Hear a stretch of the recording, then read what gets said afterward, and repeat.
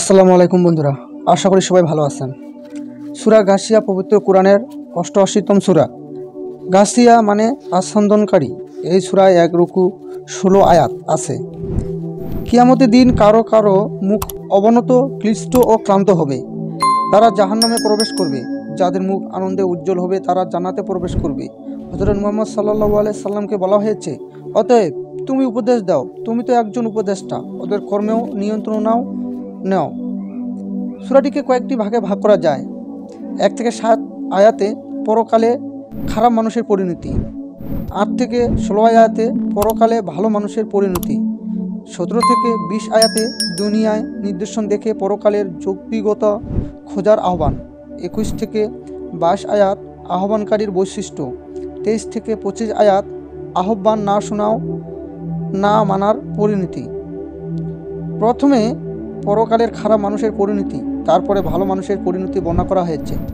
খারাপ পরিণতির চেয়ে ভালো পরিণতির বর্ণনা আল্লাহ বিস্তৃতভাবে দিয়েছেন। এরপর দুনিয়ায় নিদর্শন চোখ দেখে পরকালের যৌক্তিকতা খোঁজার আহ্বান করা হয়েছে।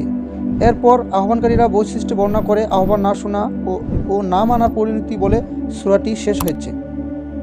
তোমার কাছে তো কিয়ামতের সংবাদ এসেছে বলে আল্লাহ সবার দৃষ্টি আকর্ষণ করেছেন। গাসিয়ায় অর্থ ঢেকে ফেলা।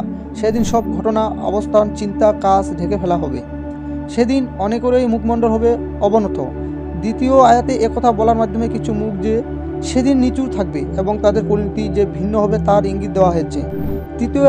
তৃতীয় আয়াতে বলা হয়েছে, বিচারের দিন নানা কর্মকাণ্ডে আশ্রয় খোঁজা, দাঁড়িয়ে থাকা, জবাব দেওয়া করতে করতে তারা ক্লান্ত হয়ে পড়বে। চতুর্থ আয়াতে বলা হয়েছে, ওরা প্রবেশ করবে জ্বলন্ত আগুনে। পঞ্চম আয়াতে অনুযায়ী জাহান্নামের পানি হবে ফুটন্ত, ওদের ফুটন্ত ঝর্ণা থেকে পান করানো হবে।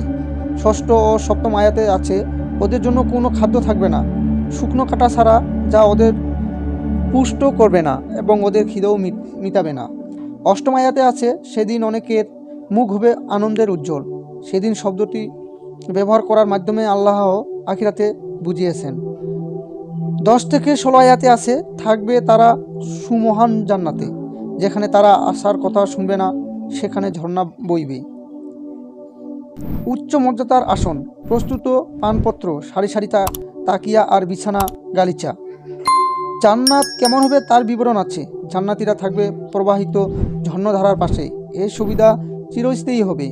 জান্নাতে উৎকৃষ্ট বুননে জমকালো বিছানা পাতা থাকবে।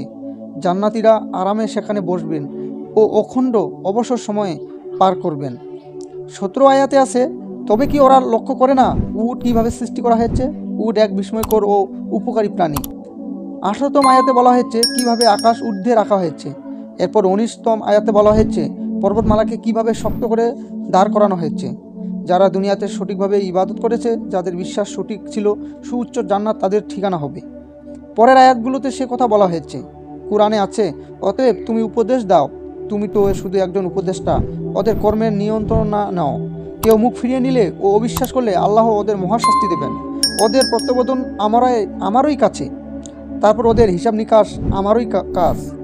আয়াত 21 থেকে 26। তো বন্ধুরা, আজকে এই পর্যন্তই। আর এই কথাগুলোর মধ্যে কোনো ভুলভ্রান্তি হলে অবশ্যই আপনারা ক্ষমা দৃষ্টিতে দেখবেন। আর নতুন কোনো ভিডিও আসার আগ পর্যন্ত অবশ্যই আপনি আমাদের পাশেই থাকবেন। আর অবশ্যই চ্যানেলটিকে সাবস্ক্রাইব করে রাখবেন, যাতে নতুন কোনো ভিডিও আসার আগ পর্যন্ত সাথে সাথে আপনাদের কাছে পৌঁছে যায়।